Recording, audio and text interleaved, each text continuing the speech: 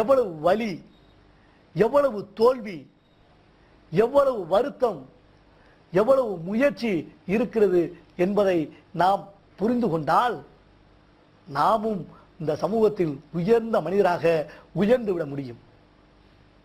ஒவ்வொரு மனிதனும் வெற்றியாளனாக, ஒவ்வொரு மனிதனும் சிறந்த மனிதனாக வாழ வேண்டும் என்பதுதான் என்னுடைய நோக்கம்.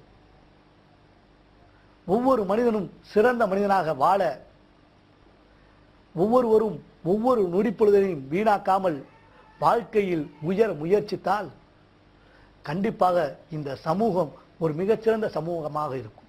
வாழ்க்கையில் ஒரு ரகசியத்தை உங்களுக்கு சொல்லித் தருகிறேன். நீங்கள் எப்படியாக விரும்புகிறீர்களோ அதை போலவே கனவு காணுங்கள். இரவில் அல்ல, பகலில்.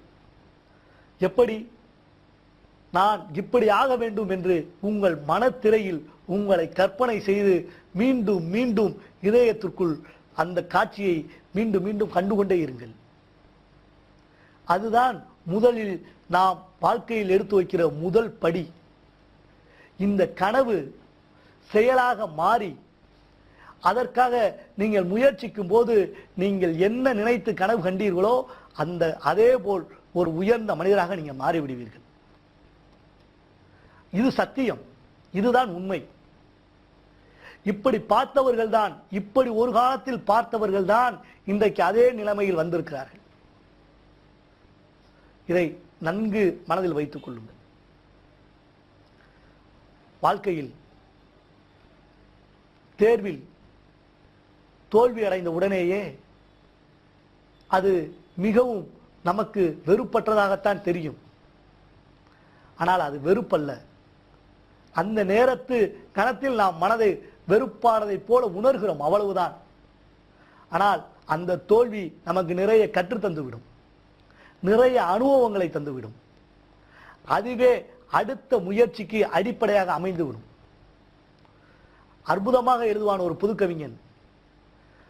10 முறை கீழே விழுந்து எழுந்தவனை பார்த்து பூமி தாய் சொன்னாலாம், 9 முறையும் நீதானே மீண்டும் மீண்டும் எழுந்து நின்றாய் என்று.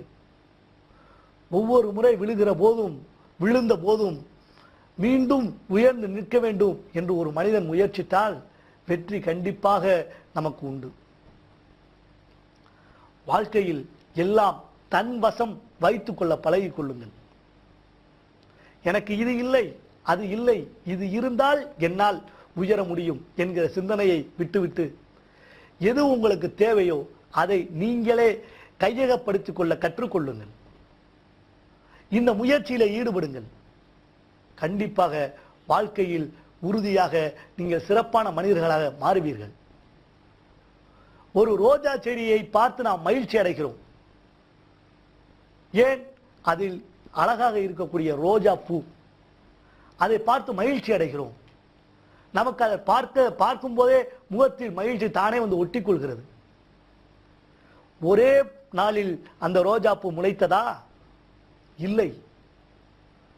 ஒவ்வொரு நாளும் இந்த ரோஜா வளராதா, இந்த ரோஜா எப்போது மலரும், இது மொட்டாக இருக்கிற போது ரசித்து அந்த செடிக்கு தினமும் நீரூற்றி வளர்த்து ஒருத்தரின் பல பேரின் முயற்சிக்கு பின்பு அந்த ரோஜா அழகாக இருக்கிறது என்பதை புரிந்து கொள்ளுங்கள். நண்பர்களே, உங்களுக்கு இன்னொரு விஷயத்தை சொல்ல ஆசைப்படுகிறேன். முதலில் உங்கள் கனவு என்னவோ அதற்காக உங்களை நீங்கள் தியாகம் செய்ய கற்றுக்கொள்ளுங்கள்.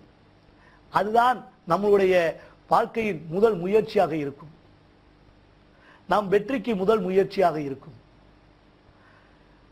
உணவு, தூக்கம், வசதி அனைத்தையும் அந்த நோக்கத்திற்காக தியாகம் செய்யுங்கள்.